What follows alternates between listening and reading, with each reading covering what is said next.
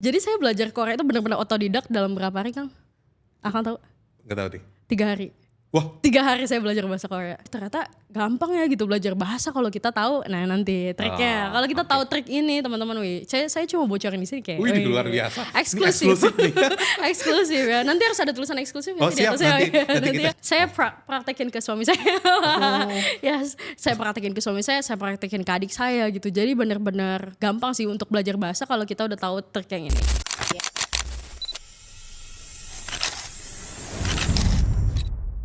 Selamat datang Kak Syifa. Terima kasih banyak. Saya dan Kak Syifa ini adalah teman juga ya. Betul. Dari kita- waktu itu kampus belajar di Lughah Al-Arabiyah ya. Atau belajar bahasa Arab. Iya betul. Ya. Ketua angkatan dulu. TMI. Iya betul.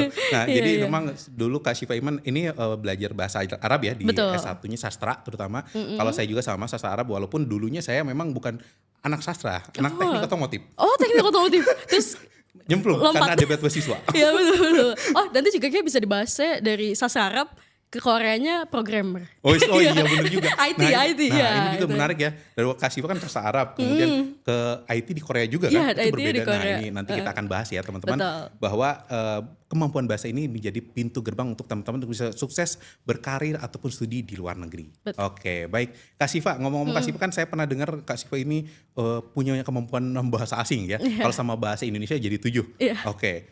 Kita coba dulu kali ya, Oke. gimana kemampuan bahasa Kak Syifa.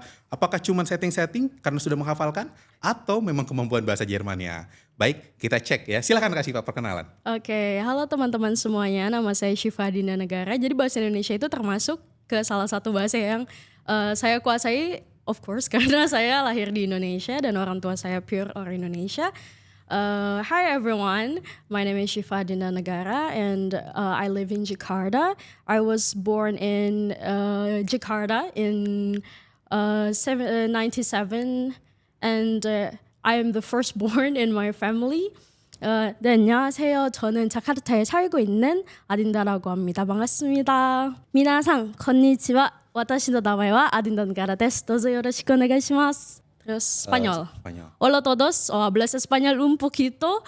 Yo soy Syifa Dinda Negara, yo vengo de Jakarta, un placer de conocerle, un palabra simpático como este extraño.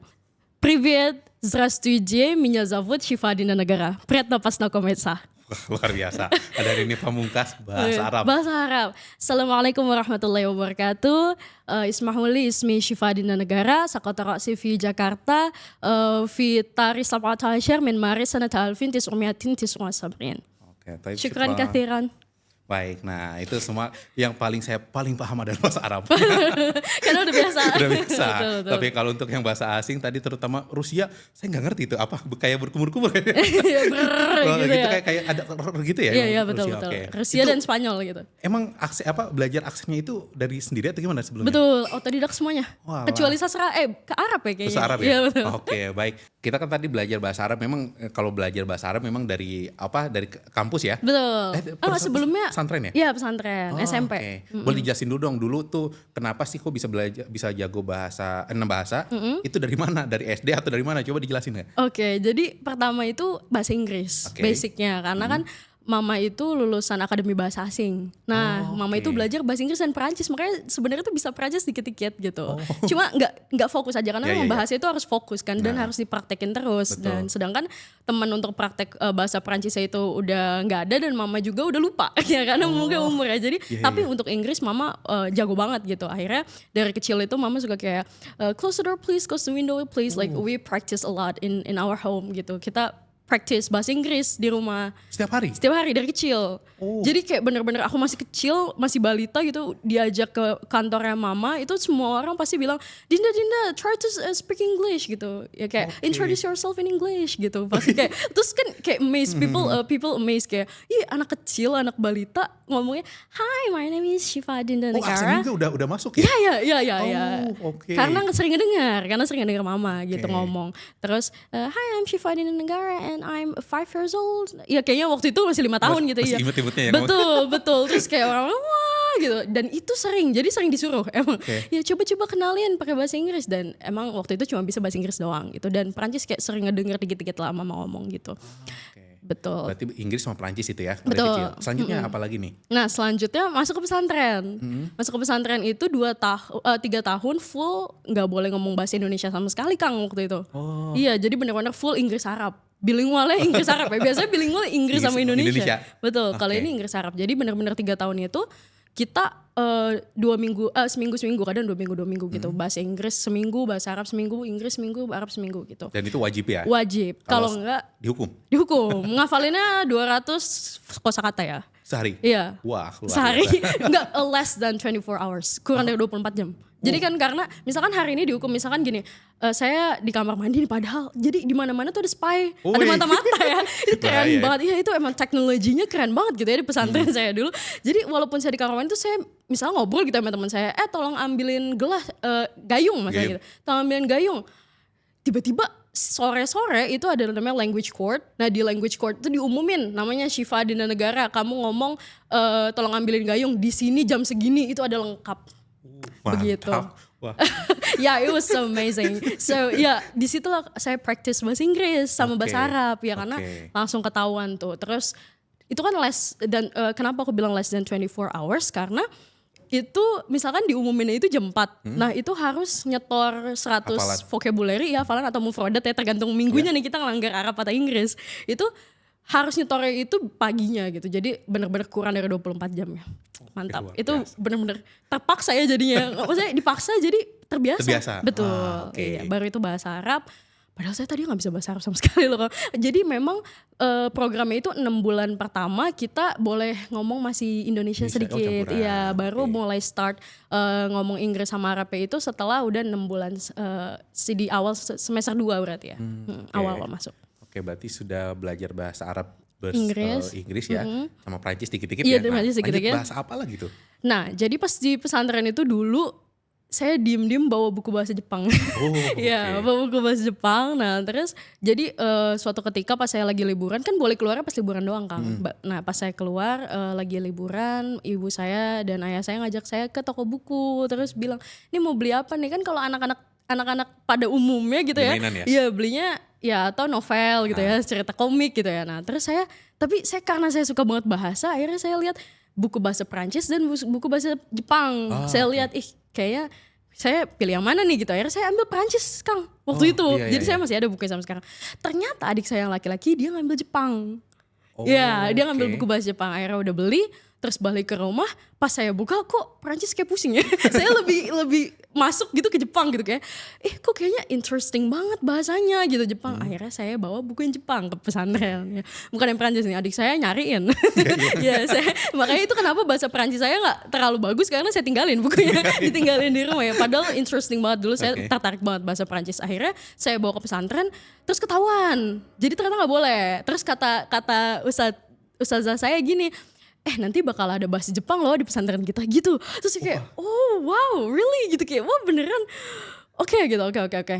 Saya tungguin kelas 2 gak ada, kelas 3 gak ada. Saya bilang, mah kayaknya mau masuk SMA yang ada bahasa Jepangnya. Akang tahu sampai sekarang gak ada, untung gak saya tungguin. Untung gak saya tungguin ya, kalau saya tungguin itu gak tahu sampai kapan keluar. Iya, mana nih ustazah bahasa Jepangnya gitu kan, karena ustazah Inggris Arab ada tau. Yang Jepangnya gak datang. Akhirnya saya bilang SMA-nya mau yang ada bahasa Jepangnya. Dan mama saya bilang oke gitu, ya udah gitu. Dan sekolah di Jakarta ya berarti? Betul, Jakarta kita cari nih yang ada bahasa Jepang, bener-bener nyari Kang. Jadi bener-bener SMA itu kenapa pindah dari pesantren ke negeri yang ada bahasa Jepang, karena emang pengen belajar bahasa Jepang. Suka banget bahasa gitu ya. Dan Kang tahu pas saya kelas 1 SMA itu kan kalau di negeri belum penjurusan. Nah kelas 2-nya baru penjurusan kalau tahun kita ya, dulu 2014. Nah waktu kelas 2 penjurusan itu nggak ada jurusan bahasa, sedangkan di beberapa SMA di Jakarta itu ada jurusan bahasa, jadi cuma IPA IPS. Dan dosen, bukan dosennya, guru ya kalau dia. Dan guru bahasa Jepang saya itu waktu di SMA bilang, coba nih kayaknya kalau peminatnya banyak bisa nih kita buka gitu ya. Kita buka nih kelas bahasa nih, jurusan baru gitu kan. ya saya sudah berusaha tapi nggak bisa ya, maksudnya kan susah gitu Yeah. untuk membuka kelas baru, akhirnya nggak bisa dan saya sedih banget waktu itu kayak padahal kalau ada kelas bahasa seru banget itu, akhirnya udah nggak ada, tapi tetap bisa belajar bahasa Jepang waktu itu. Dari Jadi, gurunya itu ya? Dari gurunya. Jadi di situ saya belajar bahwa walaupun otodidak nih teman-teman semuanya, kita tetap harus ada seseorang yang bisa menilai bahwa bahasa kita itu sudah betul apa belum. Jadi belajarnya nggak apa-apa otodidak. Yeah. Tapi setelah itu oh ternyata yang kita pelajari itu dengan yang dipakai oleh orang asing itu berbeda loh. Kita harus tahu itu, betul. Iya. Makanya ketika saya belajar bahasa Jepang, jadi ternyata saya waktu itu Kang, saya belajar bahasa Jepang itu dari di SMP itu otodidak pakai buku. Yang waktu itu sebelum ketahuan ya. Sebelum ketahuan. Nah, pas saya belajar dari buku itu, saya udah mulai otodidak dan pas masuk ke SMA udah ada gurunya, oh saya baru tahu oh ternyata cara baca nggak kayak gini gitu. Oh ternyata iya, ternyata bahasa yang dipakai sama orang Jepang itu kayak gini gitu. Itu makanya kita butuh walaupun otodidak butuh tetap ada yang make sure tutor lah ya, gitu ya. tutor betul bahwa ini tuh benar dan ini tuh salah seperti itu. Lebih tepatnya itu kayak penggunaan pelafalan ya. Betul. Pelafalan Iya, karena kalau secara grammar mungkin oke ya. Betul, Kita betul, bisa betul. ya. Bisa. Saya juga belajar bahasa Arab juga sama dulu ketika belajar secara otodidak gitu kan, karena sebelum itu kan bukan anak teknik ya. Karena awal anaknya teknik gitu. Iya. Belajar sendiri-sendiri di rumah pusing juga ya. Kalau secara ini ternyata ketika saya ada mentor, ingat waktu ada Ustadz Jalaluddin waktu itu yang benar-benar ngasih taunya ilmunya tuh mantep banget gitu. Betul. Jadi nyampe ke otak. Jadi memang perlu ada tutor sih. Betul, benar ya, betul, untuk bahasa ya.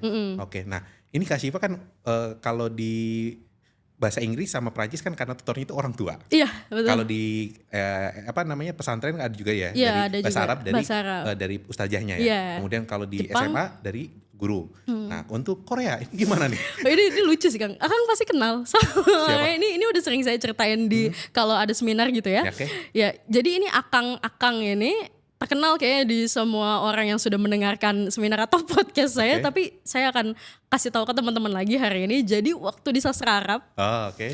jadi saya belajar Korea itu benar-benar otodidak dalam berapa hari Kang? Akang tahu? Gak tahu deh. 3 hari. Wah, 3 hari saya belajar bahasa Korea.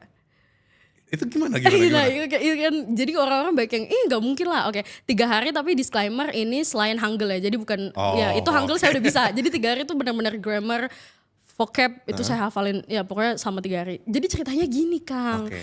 Waktu kita di FIB, jadi teman-teman di Unpad itu ada fakultas sastra, tapi kita fakultas ilmu budaya, betul. fakultas ilmu budaya. Tapi di situ ada banyak banget bahasa kecuali bahasa Korea, nggak ada bahasa Korea waktu itu. Nah di FIB ini ada language al-musli, Oh iya. ya language club gitulah. Nah language club ini sudah berjalan bertahun-tahun tapi nggak pernah ada bahasa Korea Kang. Oh Ya. iya benar-benar. Salah satunya Kang Iwan. Nah jadi Kang Iwan ini sangat ya, kalau Kang Iwan nonton ya nanti saya kasih linknya.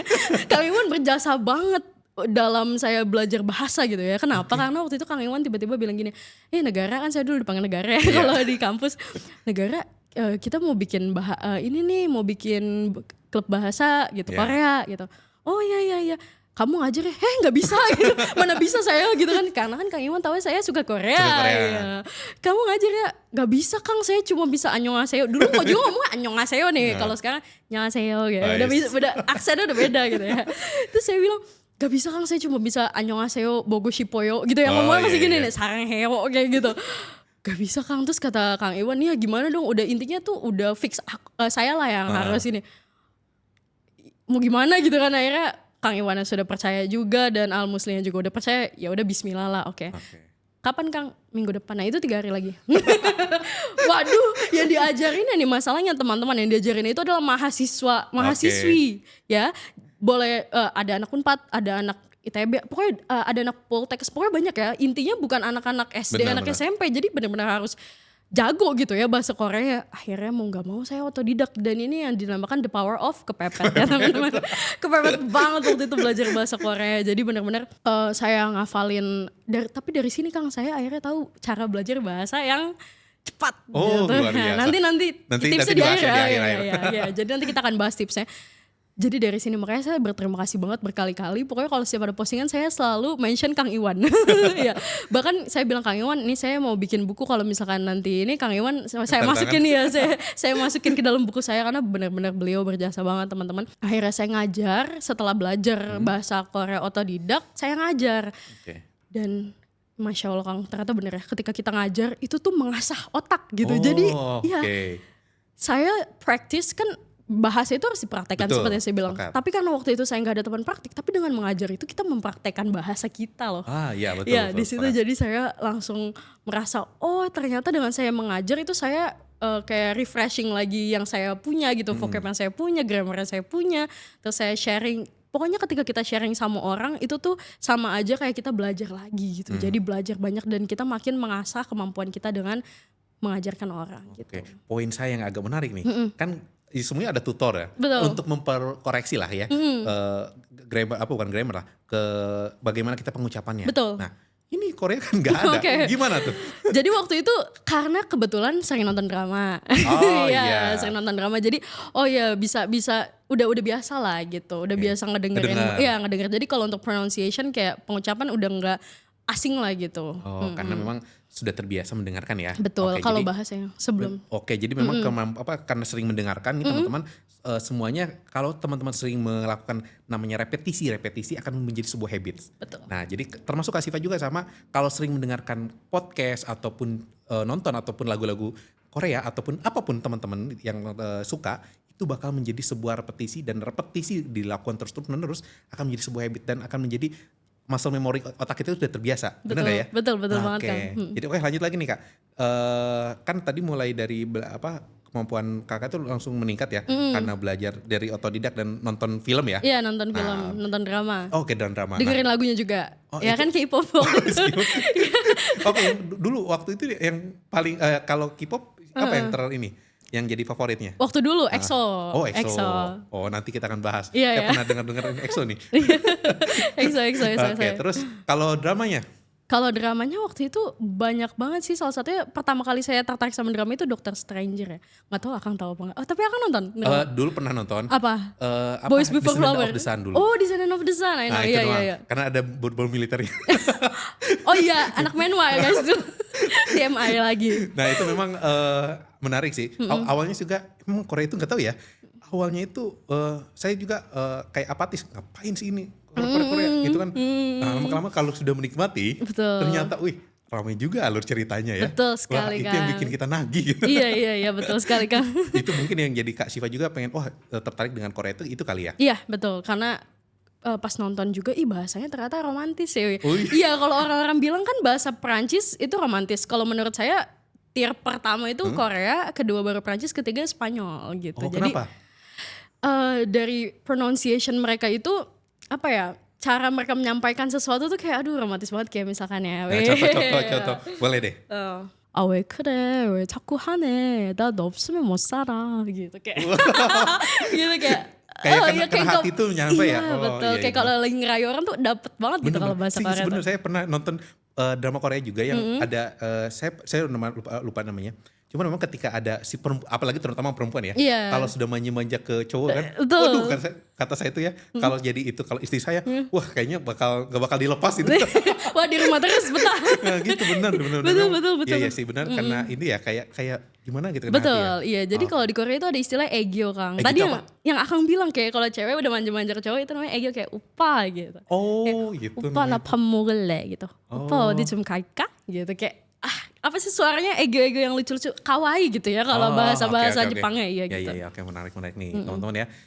Memang latar belakangnya Kak Siva itu seperti itu ya menggunakan bahasa. Sekarang Rusia. Kenapa tuh Rusia nih? Oke, Karena jadi diserang Putin. kayak gitu ya guys. Oke, jadi asal usulnya belajar bahasa lain nih selain bahasa yang udah saya pelajari itu dulu dari Korea itu Kang. Makanya kenapa saya makasih banget ke Kang Iwan karena ketika saya belajar Korea, oh saya tahu nih gimana cara belajar bahasa yang gampang gitu dan cepat. Oke. Lalu saya cobalah itu ke Spanyol, awalnya Spanyol dulu Spanyol. kan. Spanyol, ternyata gampang ya gitu belajar bahasa kalau kita tahu. Nah nanti triknya, kalau kita tahu trik ini teman-teman, saya cuma bocorin di sini kayak. Wih, luar biasa. Eksklusif. Ini eksklusif nih. Eksklusif ya. Nanti harus ada tulisan eksklusif. Oh, di siap, atasnya. nanti kita ya. siapkan. Tolong tim editor ya.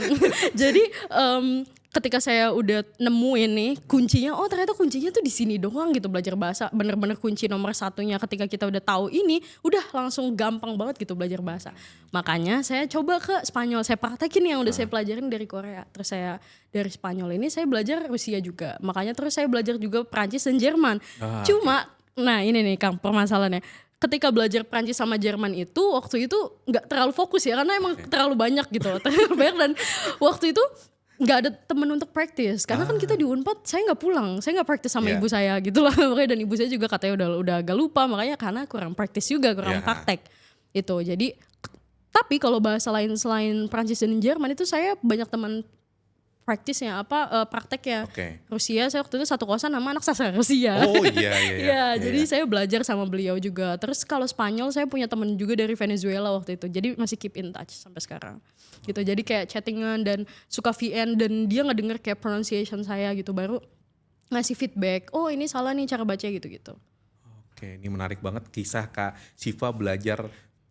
Sebenarnya kalau kita hitung-hitung ya, kalau 6 bahasa asing sudah jelas lah ya, 6 bahasa asing. Tapi kalau tambah tadi Jerman ya, Iya, Jerman Jerman. berarti sebenarnya 7 kalau gitu ya. Anggap aja kalau 6, terus bahasa Sunda juga bisa ya, bahasa Indonesia udah 8. Nah ini gampang gak sih mau belajar 8 bahasa gitu? Yang seperti tadi saya bilang, kalau kita udah tahu trik yang nanti saya bakal share di sini yang eksklusif nanti itu gampang banget Kang, beneran. Saya praktekin ke suami saya.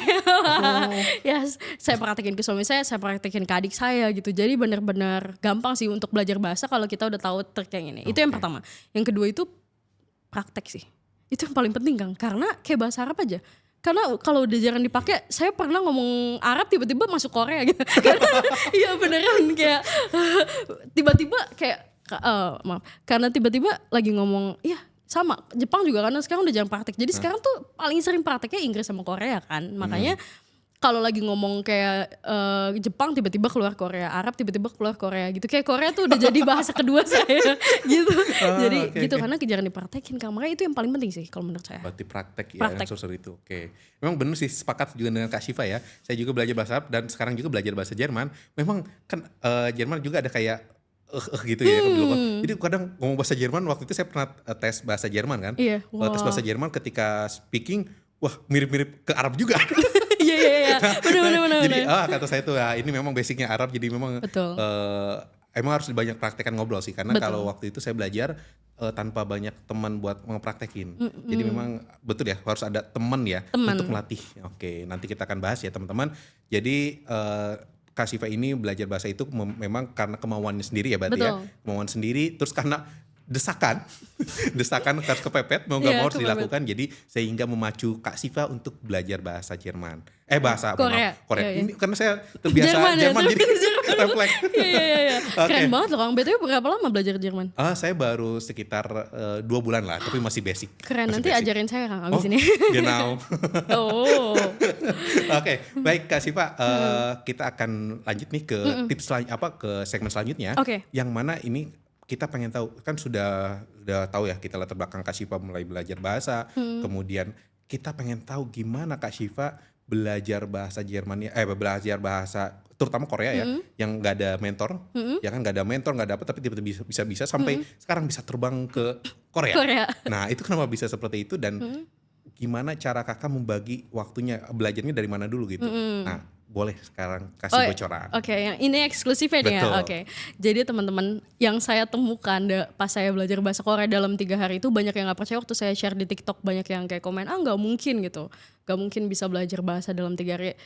Nggak 3 hari deh teman-teman 1 jam. 1 jam ya. Luar biasa nih. Ini jadi yang pertama adalah saya berkesempatan ke Korea 6 kali bolak-balik nggak ngeluarin uang sepeser pun Kang. Luar biasa. Uang pesawat nggak ngeluarin, visa nggak ngeluarin, hotel nggak ngeluarin, dibayar Kang. Dibayar ya, bolak-balik loh guys.